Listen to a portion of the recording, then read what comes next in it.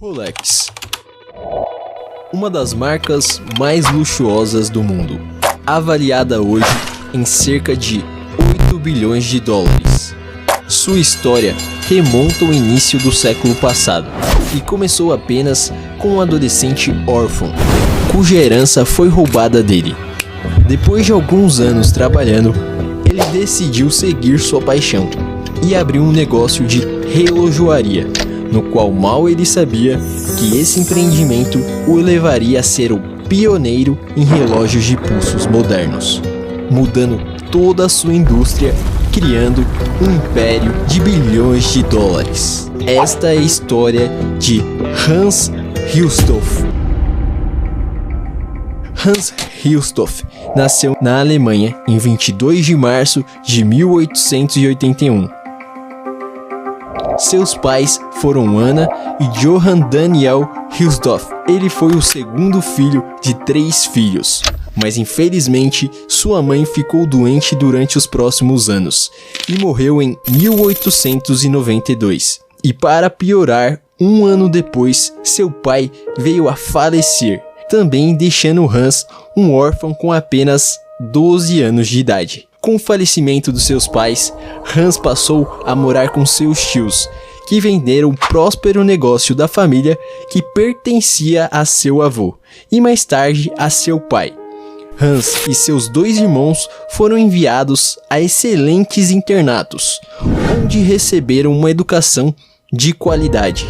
Hans odiou essa decisão desde o início e ficou deprimido enquanto vivia no internato, pois era visto como um forasteiro, e foi muitas vezes provocado por outros meninos por conta da sua religião. Mas apesar da sua infância não ter sido fácil, ele decidiu colocar todo o seu foco na escola. E à medida que envelhecia, entendia que mesmo não concordando com a decisão dos seus tios, o estudo se tornaria um fator importante para o seu sucesso. Em sua autobiografia, Hans afirmou: "Os nossos tios não foram indiferentes ao nosso destino. No entanto, a forma como me fizeram autossuficiente desde muito cedo me fez adquirir o hábito de cuidar dos meus bens. E olhando para trás, acredito que seja para isso que muito do meu sucesso é devido." Hans gostava de ler livros e tornou-se um aluno brilhante na escola.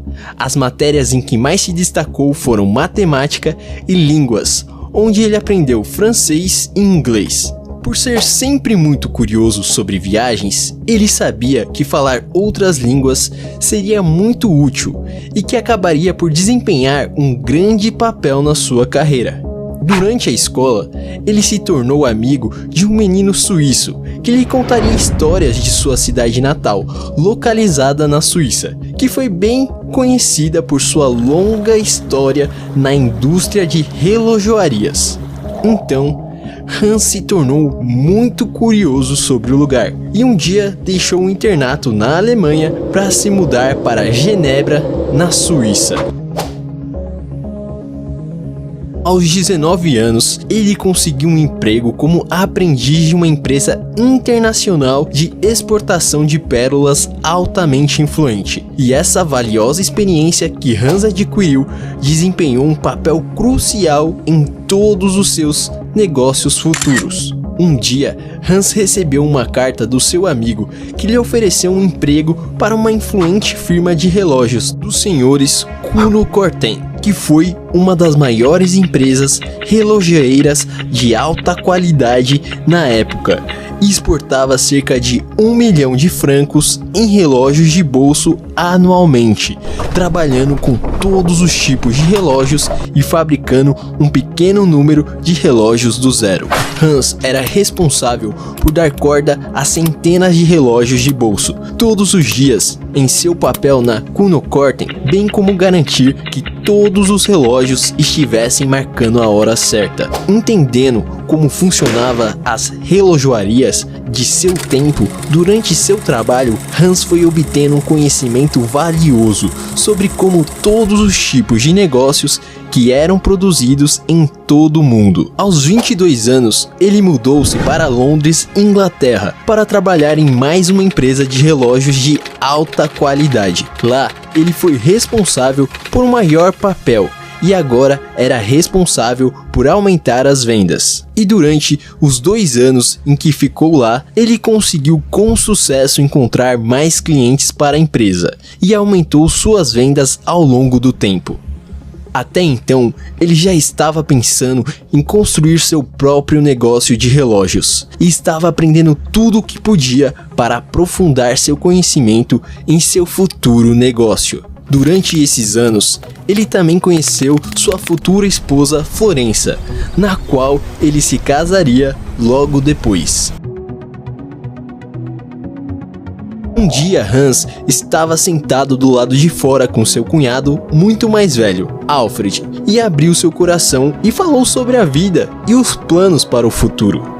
Hans disse a ele que se sentia confiante o suficiente para abrir seu próprio negócio de relógios, mas ele só precisava de algum capital. Alfred tinha o dinheiro e sabia como Hans era apaixonado por relógios, e apesar de ser muito jovem, ele deu uma chance ao alemão e disse que iria ajudá-lo em seu negócio e estava pronto para investir seu dinheiro. Então, eles apertaram as mãos e juntos em 1905 fundaram a Hilstorf & Davis Limitada, que acabaria por se tornar Rolex alguns anos depois. Eles fizeram parceria de relógios com uma empresa chamada Hermann Egger, com sede na Suíça, e começaram a importar para a Inglaterra. Eles também abriram um escritório em Bienne, Suíça, para favorecer sua parceria lá. Logo depois, se especializaram na distribuição de relógios a preços acessíveis. Embora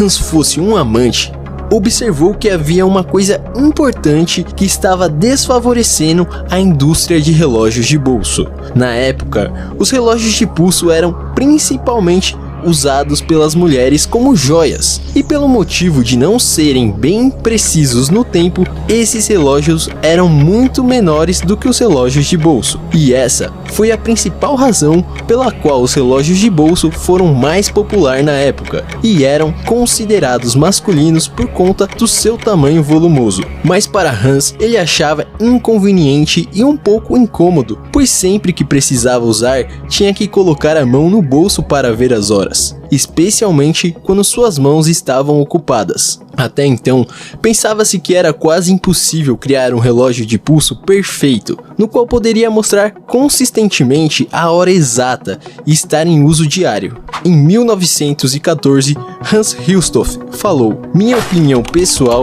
é que esses relógios de bolso vão desaparecer quase completamente, e que os relógios de pulso os substituirão definitivamente." Hans previu que mais cedo ou mais tarde, relógios de pulso seriam as tendências do momento. E assim, ele se comprometeu em encontrar uma maneira de criar o relógio de pulso perfeito. E para isso, ele passou os próximos anos viajando para muitos outros países de toda a Europa e conheceu inúmeros relojoeiros para discutir sobre os pequenos detalhes dos relógios. Durante aqueles anos, ele começou a lançar seus próprios relógios de pulso, e assim ele foi criando mais confiança e uma alta qualidade em seus relógios de pulso, tanto para homens e mulheres, aplicando o que aprendeu com outros relojoeiros da sua jornada. Logo após sua empresa começar a ganhar força, em 1908 foi uma das principais empresas da indústria relojoeira na Inglaterra. Agora, Hans queria mudar o nome da sua empresa para algo cativante e exclusivo para a alta classe, e que fosse fácil de dizer e que, independente do idioma, fosse compreendido por todos. Precisava ser um nome curto, que coubesse facilmente no mostrador dos relógios. Em 1958, Hans revelou a história por detrás do nome, Tentei combinar as letras do alfabeto de todas as maneiras possíveis. Isso até me deu algumas centenas de nomes, mas nenhum deles parecia muito bom. Então, certa manhã, quando estava sentado no andar superior de um carro de 2 andares, movido a cavalos, dirigindo em Londres, um bom gênio sussurrou em meu ouvido: Rolex. Poucos dias depois dessa jornada frutífera, a marca Rolex foi registrada na Suíça pela Wilsdorf e Davis. Durante os próximos anos, Rolex foi tornando-se conhecida por sua alta qualidade em relógios de pulso, e muitas pessoas ricas foram começando a usar a marca. Mas em um curto espaço de tempo, chegou a Primeira Guerra Mundial, onde quebrou muitos negócios, incluindo empresas de relógios que estavam lutando para permanecerem com as portas abertas, e algumas outras até tiveram que fechar de vez, mas não Rolex. Este trágico evento só fez Hans ter uma empresa mais famosa. Por conta da confiança que seus relógios de pulso tinham, muitos soldados receberam relógios Rolex em vez de relógios de bolso, porque era muito mais fácil e seguro de usar, e também os ajudou a coordenar melhor seus ataques por causa da sua precisão. Com o rápido avanço da empresa, eles tinham crescido para tal medida que eles estavam empregando cerca de 60 pessoas em 1914 e tinham um grande escritório aberto em Londres para aumentar mais ainda sua credibilidade. Rolex foi o primeiro relógio de pulso da história a receber um certificado classe A pela precisão e agilidade, fazendo com que a marca se tornasse mais confiável para as pessoas comprarem. Mas nem tudo era sol e arco-íris. Em 1914, os britânicos aplicaram 33% de impostos para todas as empresas registradas na Grã-Bretanha que exportavam mercadorias através de fronteiras internacionais. Preocupado, Hans mudou a sede da sua empresa de Londres para a Suíça para evitar esses impostos. Assim, alguns anos depois, Hans também registraria o famoso logotipo da marca Rolex, que foi implementada a partir de então no mostrador de seus relógios. Em 1919, a corporação de relógios Rolex mudou seu escritório principal de Bin para Genebra, onde ainda está até os dias de hoje. A partir de agora, a empresa se concentrou em fabricar os componentes do relógio em Bin, os transportando para Genebra, onde verificavam cuidadosamente os movimentos mais precisos, lapidando com um designer de alta classe e lançando seus produtos em Genebra, onde Hans ia junto da sua equipe